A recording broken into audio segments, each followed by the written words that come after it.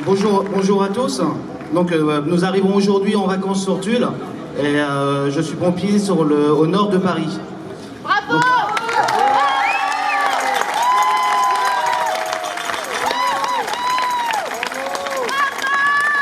Donc je vais juste vous lire une petite partie d'un mail que j'ai reçu, donc envoyé à tous les pompiers de mon département.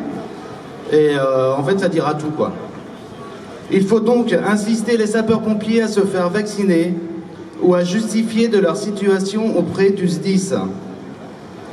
Pour information, voici les éléments de synthèse qui concernent les impacts sur les sapeurs-pompiers. Cela pourra peut-être faire l'objet d'une application mi-octobre. Alors pour la petite anecdote, amende avec un A. Alors A et A, A-M-A-N-A. Amende si pas de vaccination ou de certificat de rétablissement valide. Au bout de 3 amendes, toujours avec un A. Au bout de 3 amendes dans le mois, prison et 9 000 €. Si SP non vacciné le lendemain de la promulgation, test obligatoire. Après je vous passe, c'est pas très intéressant. Voilà, le plus intéressant c'était quand même la prison et les 9 000 amendes. Les 9 000 €, pardon.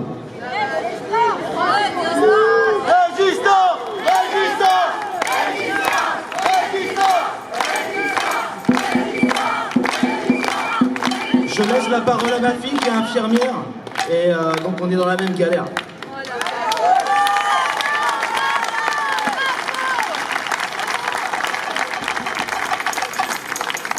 Bonjour à tous, donc moi je suis étudiante infirmière en 3e année, j'ai 20 ans. Ok. On m'a dit que le 20 ans c'était les plus belles années de ma vie, j'attends toujours parce que en attendant je suis pas vaccinée, je peux plus aller au restaurant, je peux plus aller au bar. Enfin bon, là j'ai envie de parler juste de ma profession et de ma vocation. Donc sur une promotion de 40 étudiants, on est une quinzaine à peu près à pas vouloir se faire vacciner et à être prêt à demander en fait un report de formation. Ce qui est hyper optimiste selon moi, il ne faut pas lâcher, garder espoir parce que c'est pratiquement la moitié. Pour ma part, j'ai reçu beaucoup de mails pendant les vacances, donc c'est mes vacances, comme tout le monde, j'ai le droit d'en profiter, mais non. La directrice nous a toujours pas envoyé nos notes de partiel, par contre elle a jugé bon de nous envoyer une fois par semaine un mail sur la vaccination. Donc du coup, je sais toujours pas officiellement si je passe en 3e année, mais par contre je sais que même si je redouble, il faut que je sois vaccinée. Et elle a pas manqué de nous le faire comprendre. Je lui ai demandé une décharge si jamais je me faisais vacciner, qu'il se passait quoi que ce soit. Elle a répondu négativement, elle m'a dit que non, c'était ma responsabilité individuelle, alors que c'est pas mon choix de me faire vacciner, mais bon voilà. Et je vais terminer juste par dire qu'on a fait des scandales quand les produits de beauté s'étaient testés sur les rats de laboratoire. Mais là, à l'heure d'aujourd'hui, c'est vous les rats de laboratoire. Il faut ouvrir les yeux et ouvrir les yeux à tout le monde parce que je pense que si vous êtes là, c'est que vous avez ouvert les yeux. Mais essayez d'ouvrir les yeux autour de vous, c'est grave ce qui se passe. Et aujourd'hui, c'est nous, mais demain, ce sera les enfants. Et on n'a aucun recul sur ce vaccin. Tout ce qu'ils font, c'est illégal. Ils vous demandent d'appliquer des choses qui sont illégales. Donc, les laissez pas faire, restez soudés. L'union fait la force et on lâche rien. Je parle au nom de tous les soignants. Et voilà, je suis vraiment porteuse d'espoir et ça va changer, c'est obligé. Merci beaucoup.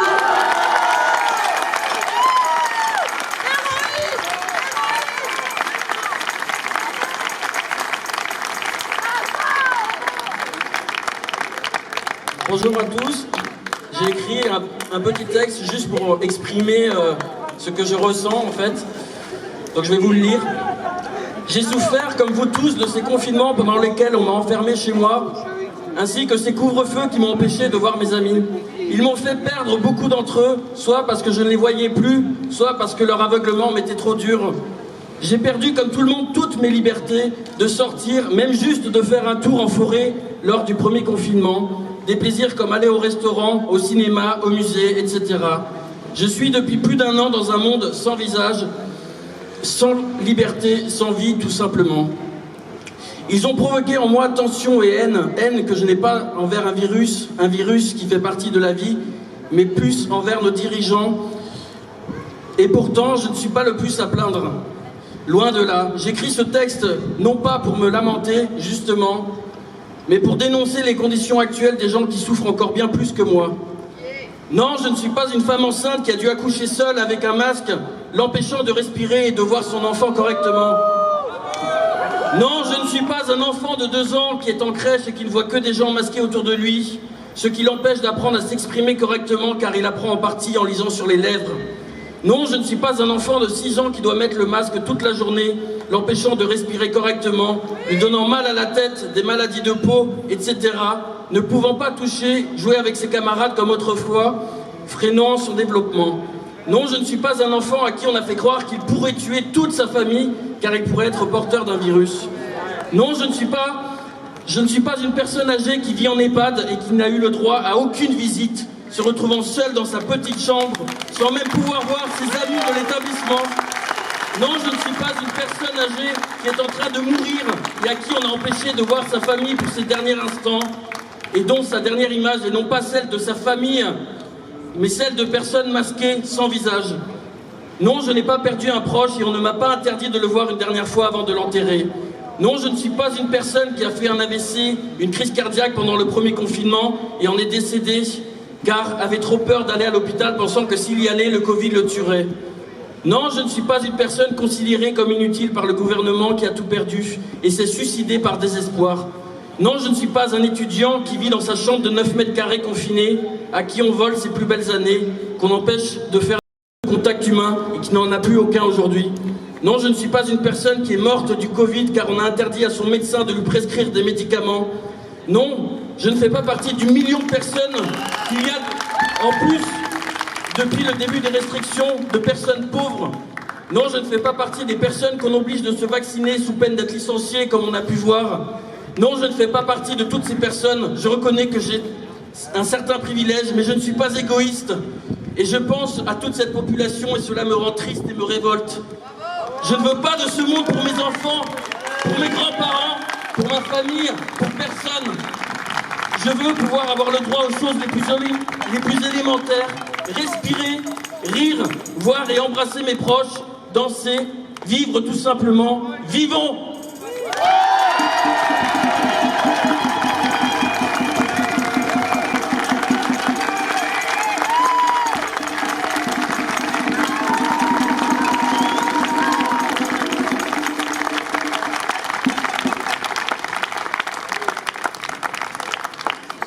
Déjà, merci beaucoup à monsieur pour ce texte. Je pense qu'on est tous d'accord sur ce point-là. On peut le réapplaudir. Hein. Alors, moi aussi, j'ai écrit, peut-être pas d'une aussi belle plume, mais j'ai écrit ce que je pensais en tant qu'étudiant et en tant qu'ancien, du moins actuel gilet jaune. Aujourd'hui, je le porte parce que la crise sociale qui dure depuis 2 ans, elle n'a toujours pas changé. Et on a ajouté à ça une crise sanitaire qui, du coup, a aggravé la situation pour chacun et chacune d'entre nous. Nous sommes oppressés par des élites politiques qui savent profiter du contribuable, mais qui ne savent pas l'entendre. Alors on va le crier de nouveau encore, comme il a été le cas aujourd'hui. Comme ça, ils ne pourront fermer les yeux sur ce qu'ils nous font subir chaque jour depuis plus d'1 an et demi. Ensuite, c'est selon moi par la contestation et la rébellion qu'on vaincra cette oppression sanitaire et politique.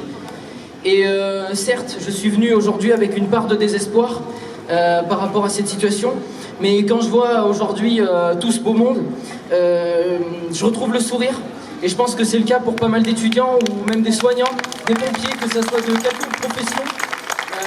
Et on retrouve espoir dans la lutte face à la dictature sanitaire mise en place par ce pouvoir oppressif.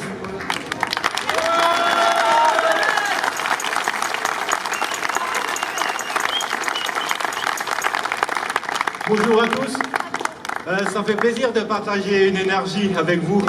Que le peuple parle, ça me fait plaisir. Je voulais vous dire juste que mon amie est kiné et qu'elle ne veut pas se vacciner, donc elle va arrêter son travail. Que ma fille, elle ne veut pas mettre le masque, elle a 6 ans, donc on va arrêter l'école.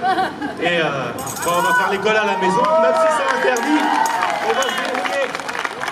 Et juste une parenthèse qui est pour moi importante, c'est les forêts ici. En Corrèze, c'est aussi une oxygène qui s'en va parce qu'il y a beaucoup de coupes rases. Je dis ça parce que c'est la préfecture. Et on essaye de racheter un peu les forêts en commun pour les préserver. Parce que après, c'est grave quand même, ça aussi. On nous oppose ça, la 5G et tout ça, on n'a rien à dire, hein, c'est pas normal. Voilà, ce que j'avais à dire.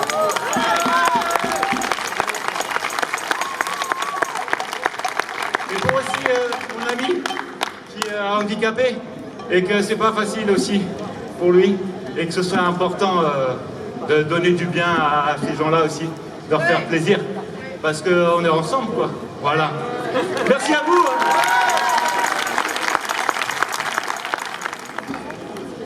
Bonjour. Alors je ne veux pas relancer la guerre contre ou pour le vaccin, mais j'ai reçu un texte sur Facebook qui me faisait culpabiliser quelque part. Alors ça m'a agacée. Alors j'ai voulu écrire un texte en contrepartie pour expliquer aussi moi ce que j'ai à dire là-dessus. Alors voilà, on m'a mis « Tu n'es pas vacciné, je respecte ton choix. Je suis vacciné, respecte mon choix. Je suis vacciné et je n'ai pas attendu après le gouvernement, ni pour faire plaisir au gouvernement, mais pour ne pas mourir de la Covid-19, pour ne pas encombrer un lit d'hôpital si je tombe malade, pour pouvoir embrasser mes proches vaccinés, pour ne pas faire de tests PCR ou antigéniques, pour aller danser, aller au restaurant, partir en vacances et plein d'autres choses encore. Test fait par un infirmier diplômé qui doit avoir autre chose à faire. Pour faire vivre la culture et l'art en ayant accès à tous les musées, concerts et spectacles, etc. Pour que la Covid soit un vieux souvenir comme une vieille grippe, pour me protéger, pour nous protéger, pour te protéger. Par contre, oui, je ne sais pas ce qu'il y a dedans, ni dans ce vaccin, ni dans la fricadelle, ni dans les coca, ni dans les autres traitements, que ce soit pour le cancer, le sida, celui de la polyarthrite, les vaccins pour nourrissons ou autres. Je ne sais pas non plus ce qu'il y a dans l'ibuprofène, un Doliprane ou autres médicaments. Ça soigne mes migraines, mes douleurs. Je ne sais pas ce qu'il y a dans les encres pour les tatouages, pas faux. On ne sait rien de rien, et pourtant cette histoire prend tellement d'ampleur. On se bat contre quelque chose qu'on ne maîtrise pas. On sait juste une chose, c'est que la vie est courte, très courte. Alors j'ai tout de même envie de faire autre chose que d'aller juste travailler tous les jours et de rester cloîtré chez moi. J'ai encore envie de voyager, de prendre les gens dans mes bras sans crainte et de retrouver une petite sensation de la vie d'avant. Voilà ce qu'on m'a écrit. Et je vais vous lire maintenant ce que moi j'ai répondu à ce texte. Très gentil, hein, il est sympa ce texte, mais moi je vais vous dire ce que j'ai mis. Donc, je le retrouve. Tu dis être vacciné, je respecte ton choix. Je refuse cette injection dite vaccin, respecte mon choix. J'ai moi confiance en la vie et je crois en l'immunité acquise. Je fais tout pour la conserver et la renforcer. Je remercie ma mère d'avoir été l'instigatrice de cette défense naturelle en me donnant le lait de son sein. Et aussi par respect pour elle, je ne consomme pas de fricadelle, pas de coca ni de hamburger. Si j'ai des douleurs, je prends de la Reine des Prés, j'utilise de l'argile ou je vais voir un kiné. Je ne suis ni vaccinée ni tatouée. Je mange des bonnes choses équilibrées. Mon cerveau critique, bien éveillé et parfaitement capable de réfléchir et de faire la part des choses. J'étudie, j'écoute, je compare et j'analyse ce que disent les scientifiques honnêtes. Je danse, je pratique la méditation et je chante. C'est bon pour le moral. Je prends et profite du soleil. Il est là. Et sinon, je prends de la vitamine D. J'ai des activités extérieures, même s'il pleut. J'embrasse et j'enlace mes proches, mais aussi les moins proches, ceux qui ont besoin du réconfort. Et il y en a beaucoup en ce moment. Vaccinés ou pas vaccinés, je les prends dans mes bras. Je soutiens les artistes en leur achetant leur production. Je protège les autres en ne fréquentant pas les galeries d'hypermarchés et ne consommant pas de Made in China. J'achète le strict minimum dans les associations caritatives si besoin. Je consomme local, je trouve ma pitance auprès des producteurs locaux et sur les marchés. Je roule un maximum en vélo, j'ai divisé par 2 ma consommation d'internet, je chauffe ma maison à 17 au lieu de 21, tout ça contre le réchauffement climatique. Et en plus, j'ai des toilettes sèches pour ne pas gaspiller d'eau potable. J'en passe. La liste est trop longue, j'en passe. Alors, si j'en passe, la liste est trop longue et ne se résume pas à une simple petite injection de merde dans mon corps qui, vu mon âge, n'aura aucun indice sur les générations à venir, mais qui, pour les jeunes, risque de modifier totalement le génome humain. La vie évolue, certes, je suivrai son mouvement, mais je veux coûte que coûte protéger la souche mère de l'humain. Où trouverez-vous des cobayes indemnes pour tester d'autres produits quand toute la population aura reçu sa petite injection? Il y a une chose qui pour moi est sûre, c'est que je n'alimenterai pas la mascarade du gouvernement. Je n'ai jamais cédé au chantage et céderai encore moins à celui-là. Tu dis, on ne sait rien de rien, je ne partage pas cette idée. Je préfère qui cherche trouve, vois-tu. Et l'ouverture d'esprit n'est pas une fracture du crâne, et encore moins un pet au casque. Quant à la mort, c'est juste une porte à franchir quand elle s'ouvre. Elle peut s'ouvrir à un enfant de 2 ans, CF, ma petite fille que j'ai perdue quand elle avait 2 ans et demi, comme à un vieillard de 95 ans, ou à toute personne entre ces 2 âges. Et ça se passe... excusez-moi, et à toute personne entre ces 2 âges, et ça, que l'on passe par les urgences d'un hôpital ou pas. La dernière chose qui m'appartient qu'à moi, je fais partie de ceux qui pensent, oui, que nous sommes trop nombreux sur Terre. Alors, carpe diem, et à tous, je vous dis, je vous aime.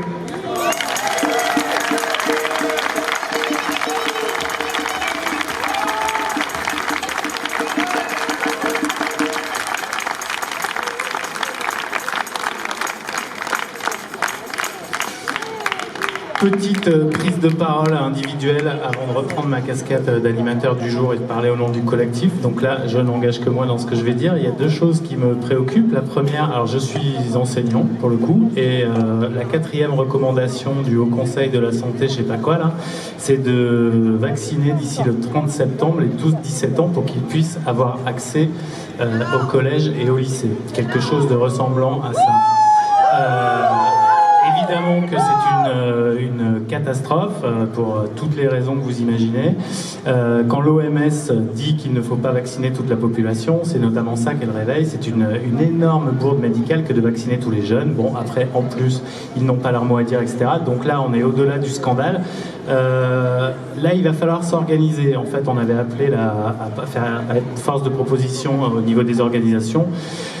Je ne vois pas pour ma part d'autre solution que de constituer localement des collectifs de parents ou de non-parents d'ailleurs, de grands-parents, de tontons, de tatas, de cousins, de ce qu'on veut, mais des collectifs locaux, parce que individuellement ça va être la galère, pour essayer de résister à cette mesure complètement inique et tout à fait inquiétante.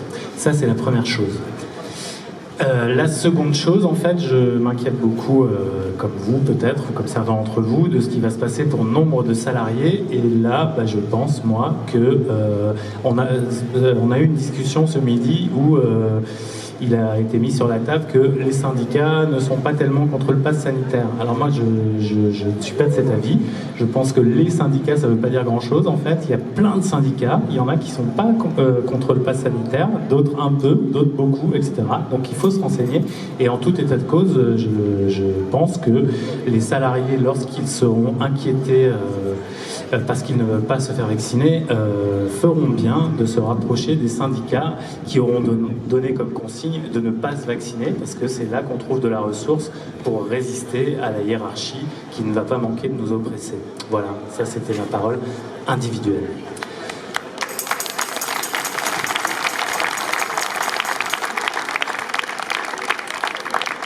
je reprends la casquette de la personne qui animait un petit peu ce moment. Bonjour à tous, désolé de vous interrompre. Il y a un truc qui me turlupine, mais alors depuis 4-5 semaines, et depuis que le Conseil constitutionnel a rué dans les brancards et a accepté cette loi, c'est juste pour vous dire que l'énorme conflit d'intérêts de M. Laurent Fabius, président du Conseil constitutionnel, a accepté cette loi alors que son fils, Victor Fabius, est directeur de Kingsley et Company, une boîte américaine que Macron a prise pour gérer la crise du Covid. Il est payé 2 millions d'euros par mois. Voilà mon dégoût, je voulais le partager.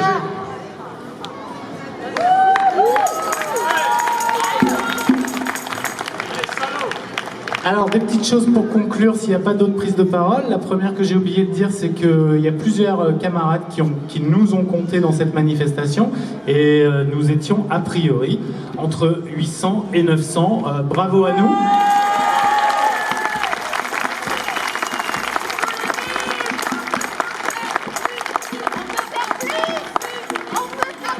Au passage, c'est aussi une information à l'intention de nos camarades de la montagne et d'FR3, je le répète, donc nous étions entre 800 et 900.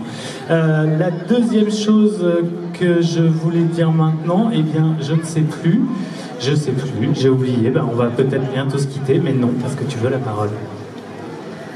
Bon, bonjour, moi je m'appelle Juliette et en fait j'ai juste un petit mot pour dire que personnellement je sors d'un petit parcours de maladie, comme plein d'entre vous j'imagine, c'est-à-dire quelques années quand même.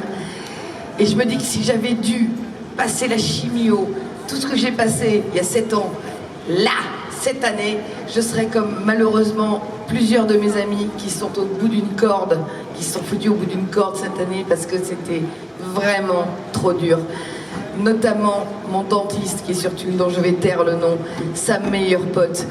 Elle a été détectée d'un cancer de l'utérus en décembre. En février, elle devait être opérée. On lui a dit, bah non, madame, il y a confinement, il y a Covid. Elle est morte début mai. Voilà, donc j'ai une grosse pensée pour tous ceux qui sont malades. Tous ceux qui sont malades, parce que ça, par contre, c'est pas la fortune. Ça, c'est... Donc c'est pour ça qu'à l'hôpital, il faudra toujours mettre la pression. On doit avoir accès aux soins. Les diabétiques, tous, on doit avoir accès aux soins. Qu'est-ce que c'est que ce truc? On peut plus aller à l'hôpital. C'est complètement fou. Moi, j'ai rendez-vous à l'hôpital là la semaine prochaine, mais je pourrais pas y aller. Je suis pas vaccinée et je ne veux pas me faire vacciner. Je suis venue ici pour mes filles parce qu'elles sont à la fac et que c'est des années de merde. Mais je suis pas venue ici pour mes filles. Je suis venue ici pour nous tous. Nous tous, c'est soi. On est en soi. Voilà, soyons en soi. Merci.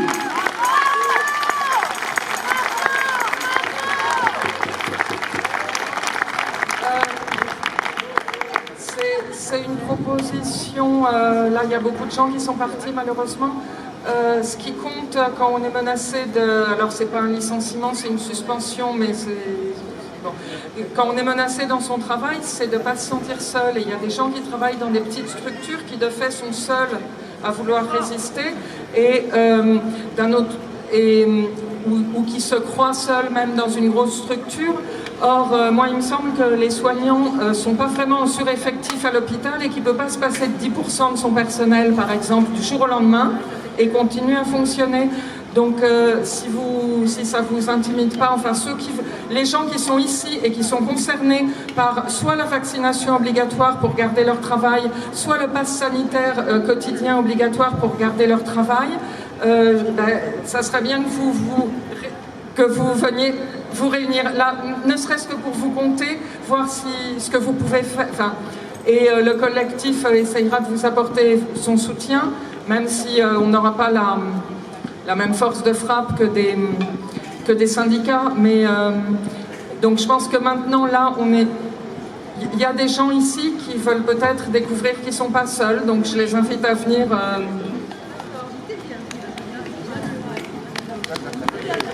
Pas juste pour témoigner, pour se retrouver là, et bien de venir après la prochaine intervenant.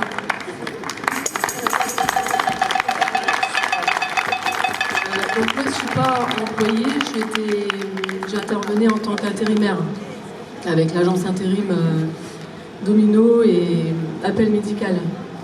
Donc là j'ai reçu un message de mail la semaine dernière comme quoi qu'en raison de la circulation du variant Delta sur l'ensemble du territoire, le président de la République Emmanuel Macron a annoncé lundi 12 juillet 2021 de nouvelles mesures sanitaires. Le pass sanitaire devrait être demandé rapidement pour travailler dans de nombreuses structures du secteur médical, médico-social et social. Il est déjà demandé par certaines structures. Donc voilà, après vous connaissez, il demande le schéma vaccinal ou les tests PCR. Donc moi j'ai intervenu en masse, en maison d'accueil spécialisée, auprès de personnes polyhandicapées qui ont été confinées pendant 1 an. Ils n'avaient pas le droit de sortir, pas le droit d'aller dans les familles. Certaines personnes allaient dans leur famille les week-ends. Donc pas de sortie pendant 1 an. J'étais aussi en femme, foyer d'accueil médicalisé. Donc pas de sortie, rien. Donc, je ne sais plus ce que je voulais dire. Pas de sortie. Ouais, pas de sortie. Et en foyer d'accueil médicalisé. Après les vaccinations, il y a eu des cas de Covid. Il n'y avait pas de Covid avant, il y a eu des cas de Covid. Donc les résidents ont été testés tous les 15 jours, voire 3 semaines. Et ils ont été enfermés dans leur chambre pendant 3 semaines sans avoir le droit de sortir. Les personnes polyhandicapées ne peuvent pas ici parler, mais moi je parle en leur nom. Et j'ai été très très très mal.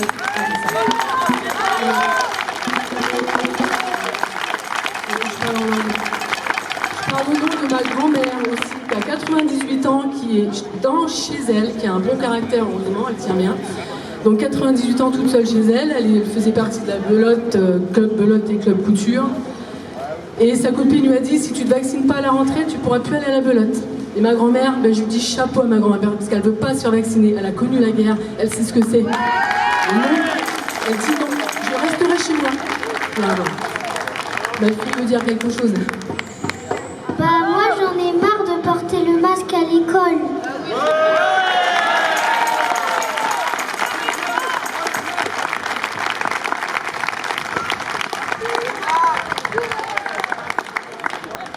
J'ai retrouvé l'autre chose, j'ai rencontré Guy dans cette manif, je ne le connaissais pas, je ne sais pas qui il est, mais en tout cas il est tuiliste depuis bien longtemps et il est de toutes les manifestations. Et il m'a dit, Guy, est-il encore là, je ne sais pas, c'est la première fois que je vois une manif à Tulle au mois d'août. Alors ça sera historique cette manif, bravo à nous et bravo à nous.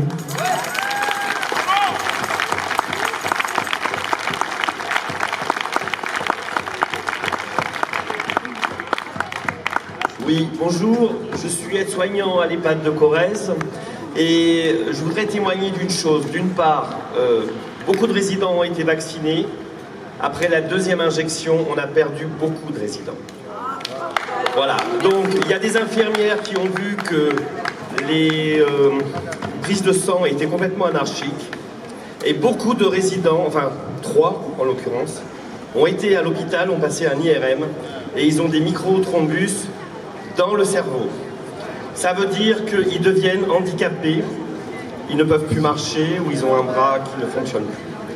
En tant que représentant syndical, je l'étais encore il y a encore une semaine, j'ai des collègues qui vont se faire piquer avec la boule au ventre. J'ai des collègues qui vont donner leur démission et il y a des gens qui essayent de trouver des astuces pour éviter cette vaccination. Je suis allé voir mon syndicat. Je suis tête de liste. Ce syndicat n'existait pas dans l'EHPAD au moment où je me suis présenté. Nous avons été majoritaires. Je suis allé voir mon syndicat, je lui ai expliqué la détresse, la peur, l'angoisse, la dépression. On m'a dit non recevoir. La loi, c'est la loi.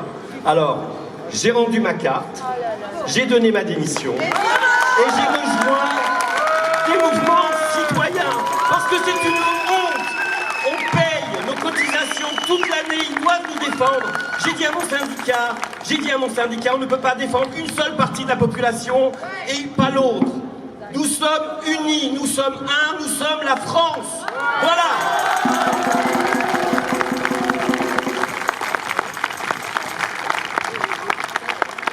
C'est juste une information, mais je pense que parmi vous, il y en a beaucoup qui le savent. Mais bon, ça va un petit peu aller dans le sens de ce que vient dire notre ami juste avant. Il y a le Réaction 19, animé par Carlo Broussa, qui regroupe toutes les demandes des gens qui ont des pressions pour se faire vacciner, des pressions aussi contre le licenciement. Hein. Donc il faut s'adresser à Réaction 19 qui travaille avec Réinfo Covid. 10 € par an et je pense que qui défend aussi, il y a, au sein de ce collectif, il y a un collectif pour tous les malades du Covid ou des vaccinés qui ont eu des effets secondaires après la vaccination. Et plus on sera nombreux, plutôt que d'aller voir individuellement et des syndicats qui ne sont plus à la hauteur et des avocats, je pense qu'il vaut mieux se regrouper, on aura plus de force. Et aussi une autre information, Richard Boutry va animer à partir de septembre une télévision qui s'appelle La Une TV. Et ce soir à 21h, il y aura une émission avec 30 invités de marque et ils vont aborder, quand on aura gagné, les nouvelles modalités de la gouvernance populaire. Voilà. Donc je vous invite à écouter ce soir à 21h La Une TV.